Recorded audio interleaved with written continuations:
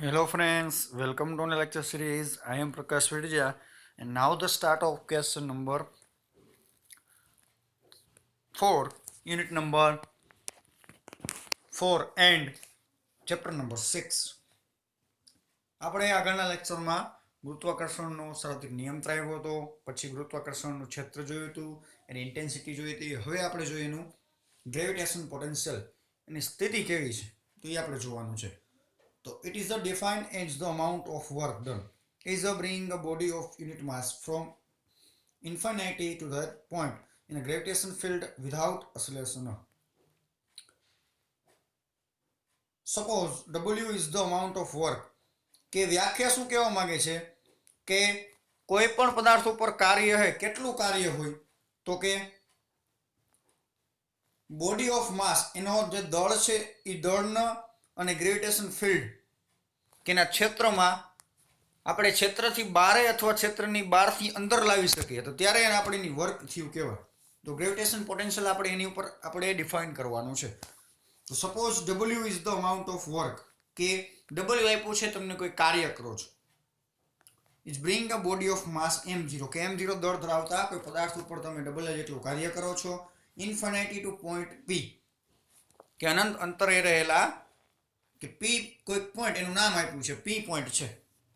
તો in the field without oscillation the gravitation potential માટેનો P લીધો છે, તો P is equal to W upon m0, કે m0 દળ ધરાવતા પદાર્થ પર કરેલા કાર્યને, કે એકમ દળ ધરાવતા પદાર્થ પર કરવામાં આવતા કાર્યને તેની સ્થિતિ ઉર્જા કે સ્થિતિ કહે છે.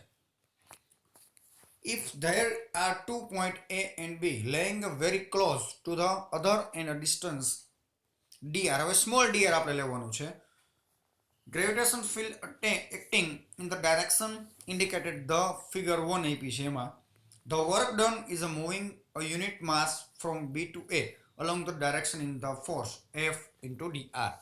હવે આપણે A થી B જેટલા પોઈન્ટમાં થોડુંક કોઈ દળ ધરાવતા પદાર્થને સ્થાનાંતરિત કરવાનું છે, કે A થી B સુધી અંતર કેટલું છે, dr જેટલું છે. તો એ વર્ક કેટલું થશે તો કે વર્ક થશે F into dr. dW is equal to F into dr. Ready? If dV is the differential of gravitation potential between the point A to B, then VB minus VA is potential આપણે લેવાનું છે કે B point થી A point અથવા A point થી B સુધી, આપણે B થી A લેવાનું છે, મતલબ અંતિમ B છે, પ્રારંભિક A છે, તો અંતિમ માઇનસ પ્રારંભિક પોટેન્શિયલ લેવાનું છે. તો VB minus VA is equal to F into dr, અથવા તમે આમ પણ લખી શકો VA minus VB is equal to DV is equal to minus F into dr. વિરુદ્ધ દિશામાં તો સાઇન માઇનસ આગળ, અથવા હજી પણ લખી શકો F is equal to DV upon dr, જે છે તમારું પોટેન્શિયલ, ગ્રેવિટેશન પોટેન્શિયલ કહેવાય. His intensity of gravitation field at any point is equal to negative of the space rate change of gravitation potential, કે ગ્રેવિટેશન ફિલ્ડ છે કેના બરાબર હોય છે તો equal to negative of the space rate change of gravitation potential, તો કે એના નેગેટિવ સાઇનના ગ્રેવિટેશન પોટેન્શિયલમાં થતા ફેરફારના, અંતરના ફેરફારના સમપ્રમાણમાં હોય છે, તેના દ્વારા લાગતું gravitation force. Gravitation potential at a point, હવે કોઈ એક પોઈન્ટ માટે લેવાનું છે, તો as show in figure 2 the gravitation force is attraction on body of unit mass point A.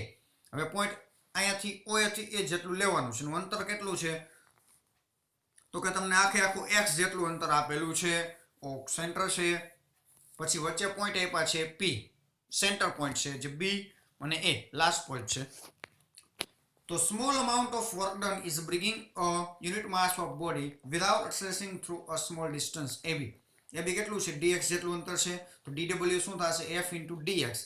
dx ની જગ્યાએ આવશે કે gm upon x square into dx. Ready? બંને પદાર્થ પર લાગતા બળ, તો આપણે એને બળ લઈ લીધું છે, F ની જગ્યાએ gm upon x square અને dx ને આપણે એમ નામ રાખ્યા છે. The total work done is bringing a body of unit mass from infinity to point P can be obtained by integrating the above expression without the limit x infinity to x r. We get હવે r થી infinity તો r જેટલા અંતરે આપણે લેવાનું, આ infinity અંતર હતું. હવે આપણે r જેટલા અંતરે p પોઈન્ટને લાવવાનો છે. કેના આધારે? ગ્રેવિટેશન ફોર્સના આધારે. મતલબ કે આ ફિગરમાં કોઈ b એટલે અનંત અંતરે એક વસ્તુ છે a જેટલી, પછી એને a લાવ્યા, b લાવ્યા, હવે ક્યાં લાવવાના છે? પોઈન્ટે લાવવાનો છે, p પોઈન્ટે. તો એ કેટલું કાર્ય થશે એ આપણે શોધવાનું. w is equal to infinity અંતરથી r જેટલું અંતર લાવવાનું છે, gm upon x² into dx. gm કેવા છે? કોન્સ્ટન્ટ છે. gm કેવા છે? કોન્સ્ટન્ટ છે. હવે r થી x નું ઇન્ફિનિટી ટુ r નું આપણે ઇન્ટિગ્રેશન કરવાનું છે. x 1/x² નું ઇન્ટિગ્રેશન શું થશે? x ઉપર આવશે તો -2 ઘાત થઈ જશે. -2 ઘાતમાં વધારો થાય તો શું આવે? -2 + 1.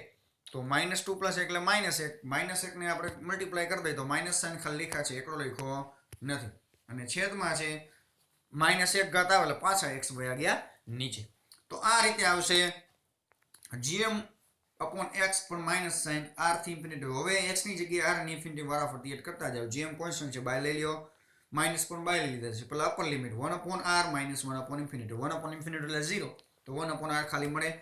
તો gm અપોન r પણ કેવા છે? માઇનસ મળે છે. This work done is the measure of gravitation potential at point p. તો vp પોઈન્ટ p માટે લીધું છે potential is equal to w is equal to minus gm upon r, જે છે ગ્રેવિટેશન પોટેન્શિયલ નું ઇક્વેશન. યાદ રાખજો કે ગ્રેવિટેશન પોટેન્શિયલ vp અથવા w is equal to gm upon r. From this equation it is clear that the gravitation potential at a point is always negative. હંમેશા છે gravitation potential કેવું હોય? બળની વિરુદ્ધ દિશામાં હોવાથી નેગેટિવ જ હોય છે. When r is equal to infinity, v is equal to 0, hence gravitation potential is the maximum is equal to 0 is infinity. તો જ્યારે when r is equal to infinity હોય અને vp is equal to 0 હોય, r અંતર હોય તો vp કેવું હોય? 0 જોઈએ. મતલબ એની ઉપર ગ્રેવિટેશન પોટેન્શિયલ લાગતું નથી, મતલબ એના ક્ષેત્રની બહારની દિશામાં છે, એટલે અહીંયા આપણું ગ્રેવિટેશન પોટેન્શિયલ પોગતું નથી. ઓકે, તો અહીંયા આપણો આ ક્વેશ્ચન પૂરો થાય છે. નાવ escape velocity from the earth.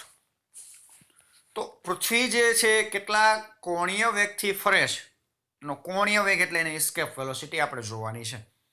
તો when a body is projected vertically upward from the surface of the earth with certain velocity, A velocity કેટલી છે? it will be attain certain height and return to the ground due to the gravitation force. At the velocity is increased, it means it will attain the greater height before falling. The velocity is so large, then it's across gravitation field, then we can say the body is escaped. એક પૃથ્વી છે પોતે અને પોતાની ઉપર કે ગમે એટલા અંતરે રહેલી વસ્તુને સરખા જ વેગથી પ્રવેગિત કે વેગિત કરે છે, આને શું કહેવાય છે? escape velocity કહેવાય. મતલબ પૃથ્વીની અંદર રહેલું મેઘવા પણ આવી જાય, બધા ખડકો આવી જાય, પાણી આવી જાય, વાતાવરણ આવી જાય, એની ઉપર રહેલી ગમે એટલી ઊંચાઈ, મતલબ કે 30 કિલોમીટર જેટલું વાતાવરણ છે, બધું જ એની સાથે કંઈક કોન્સ્ટન્ટ વેલોસિટીથી એંગ્યુલર વેલોસિટી કરી રહ્યો છે. તો આ વેલોસિટીને શું કહેવાય? escape velocity કહેવાય. ડેફિનેશન આપી છે. તો escape velocity on earth is a maximum velocity with which the body has to the projected vertically upward from the surface of earth so that the cross gravitation field of earth. Suppose m and r is the mass and radius of the earth. હવે પૃથ્વીની માસ આપ્યું છે m, radius આપી છે r, with the center of o એનું centre છે. Suppose a body of mass m is to be projected from the surface of earth. હવે કોઈ m દર ધરાવતો જે પદાર્થ છે એના સેન્ટર ઉપર પડ્યો છે. Consider 2 point p and q at a distance x and x plus dx from the center of earth. કે જે પોઈન્ટ આપ્યા છે p and q, એ કંઈક અંતરે આપેલા છે, અંતર પણ આપેલું છે x અને સેન્ટરથી x અને dx જેટલા અંતરે રહેલું છે. તો gravitation force on the body eight point p, તો p બિંદુએ એનું ગ્રેવિટેશન ફોર્સ કેટલું લાગશે? g mm upon x square, અને p પોઈન્ટ ને x q નું પછી લેશું કે now small amount of work dw has to done on the body against this gravitation force is taking the body from p to q. હવે આપણે p થી q કંઈક નાનકડું જ અંતર કાપ્યું છે, તો નાનકડું અંતર એટલે કે નાનકડો વર્ગ થશે, તો dw is equal to f into dx. તો મૂકી દો f ની કિંમત gmm upon x square into dx. To calculate total work done on the body is taking in against gravitation force from surface of earth to reside beyond the gravitation field of earth. Integrated above equation between the limit of x is equal to r. मतलब કે centre થી ચાલુ કરીને x infinity લગી આપણે લેવાનું છે. તો total work done is equal to r two infinity integration gmm upon x square into dx છે, એ વેલ્યુ મૂકી દીધી છે. હવે gmm કોન્સ્ટન્ટ છે, બહાર લઈ લ્યો. 1 upon x square નું ઇન્ટિગ્રેશન શું થશે? -1 upon x. Upper limit lower limit મૂકી દો, માઇનસ એમ નમ રાખો, minus upper limit 1 upon infinity minus minus plus 1 upon r. 1 upon infinity એટલે કે 0, 1/0 એટલે 0. તો gmm upon is equal to gmm upon 1 plus 1 plus r છે, મલ્ટીપ્લાય માં છે, r સીધો વહી જશે છેદમાં, તો તમને સીધું જ ઇક્વેશન આ મળી જશે gmm upon r, જે છે escape velocity. This work done on the body at the cost of kinetic energy given to the body at the surface of earth. If v of e, like a velocity of earth, is the escape velocity, the kinetic energy of the body will be 1/2 m v of e square. એટલે velocity of earth ની આપી છે, તો આપ્યું છે therefore w work 1/2 m e square upon gmm upon r. Hence v of e આપેલા છે, v of e ક્યાંથી તમે શોધેલા છે? escape velocity of earth, તો અહીંથી આપણે 2 gm upon r એ રીતે આપણે મળેલા છે, તો એની વેલ્યુ મૂકી દો.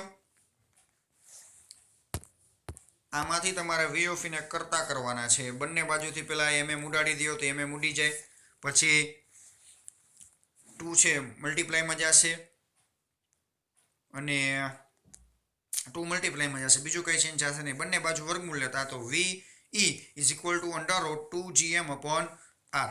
બટ g ગુરુત્વ પ્રવેગ તમને આપેલો છે gm upon r સ્ક્વેર. યાદ રાખજો, ગુરુત્વ પ્રવેગ પૃથ્વી ઉપર જ કેટલો ગુરુત્વ પ્રવેગ લાગે છે, એના સેન્ટરથી કોઈ પણ પદાર્થ પર લાગે અને સપાટી ઉપર, એને શું કહેવાય? ગુરુત્વ પ્રવેગ કહેવાય. આ પૃથ્વી છે, આ સેન્ટર, અને આ આટલા અંતર શું છે? એની રેડિયસ r છે, તો અંતર r સ્ક્વેર છે. gm ગુરુત્વાકર્ષણ એન્ડ માસ, આ બંને ભેગું થાય એટલે શું બને છે? ગુરુત્વ પ્રવેગ. તો ગુરુત્વ પ્રવેગ છે કેટલું હશે? કે gm upon r સ્ક્વેર જેટલું હશે. therefore gm is equal to gr square મૂકી દો એની જગ્યાએ, તો v is equal to શું થશે? 2m નંબર હશે, gm ની જગ્યાએ શું થઈ જશે? gr square.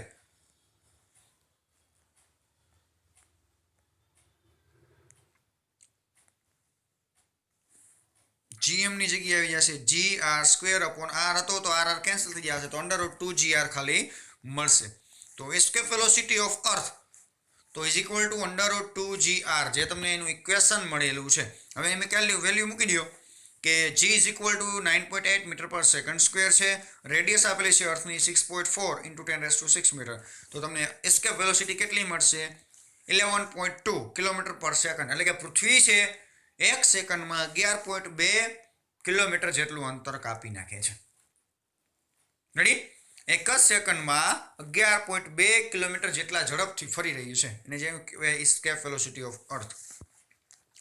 Point to be noted, એટલે ખાસ અગત્યતા છે કે escape velocity of earth નો IMP ક્વેશ્ચન છે, અને એમાં પણ IMP મુદ્દાઓ કે the value of escape velocity of body does not depend upon the mass m the body, કે જે escape velocity છે એ અવકાશમાં રહેલા કોઈ પદાર્થ ઉપર આધારિત નથી, મતલબ કે ઇક્વેશનમાં તમને m મળેલો નથી. રેડી?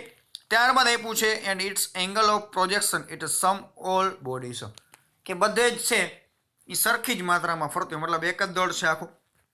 પછી સેકન્ડ નંબરનો, the value of escape velocity depend upon the mass and radius of planet from the surface of which the body is to be projected. The value of escape velocity depend upon the mass and radius of planet. તો જે કોઈ પણ ગ્રહ કે ઉપગ્રહ કે કોઈ પણ સ્ટાર છે એની escape velocity છે કેની ઉપર ડિપેન્ડ કરશે? તો ઈ પોતાના દળ અને પોતાની ત્રિજ્યા ઉપર ડિપેન્ડ કરશે. મતલબ રેડિયસ કેટલું છે, તો રેડિયસની વેલ્યુ બદલાય તો એની escape velocity બદલાય. રેડી? પછી માસ બદલાય તો માસ બદલાય તો g પણ બદલાય. તો આ રીતે એના g માસ એન્ડ રેડિયસ. માસ છે ઇન પ્રોપોર્શનલી g ઉપર ડિપેન્ડ છે, મતલબ કે માસ બદલાય અને રેડિયસ બદલાય તો એસ્કેપ વેલોસિટી 100% બદલાવાની છે. Of which the body is be projected from the earth, escape velocity is v is equal to 11.2 km per second. એક માર્કમાં પૂછાઈ શકે. ત્યારબાદ fourth, to derive the expression of escape velocity we have neglect the resistance to body of earth atmosphere. અહીંયા છે જો 11.2 છે એ ખાલી અંદરથી ઇક્વેશન ઉપરથી મળેલું છે, પણ આપણે બહારનું જે વાતાવરણ 30 કિલોમીટર સુધી ફેલાયેલું છે એ પણ અવરોધ રૂપે હોય છે. જે આ વેલોસિટી છે આપણે કહીએ છીએ કે જે ફ્રિક્શન ફોર્સ એરનું છે એ હંમેશા ગતિની વિરુદ્ધ દિશામાં લાગતું હોય તો એ પણ લાગતું જ હોય, પણ અહીંયા નેગ્લેક્ટ કર્યું છે, મતલબ કે થોડુંક જ લાગે છે, એટલું લગાડી શકતા નથી escape velocity ઉપર. So in a reality the value of escape velocity is slightly greater than the calculated value. Ready? તો અહીં આપણા આજના બે ક્વેશ્ચનો પૂરા થાય છે, escape velocity of earth and potential of gravitation potential. Next લેક્ચરમાં આપણે જોશું સેટેલાઇટ વિશેની માહિતી. અહીંયા આપણા બે ભાગ પૂરા થયા છે, પણ હજી થોડું આવશે. ગ્રેવિટેશન બાર નામનો જે ગુરુત્વાકર્ષણનો બળ હતો એમાં એક પોઈન્ટ પૂરો થયો, હવે સેટેલાઇટ નામનો ચાલુ થશે. Okay, so thank you so much student watching my video.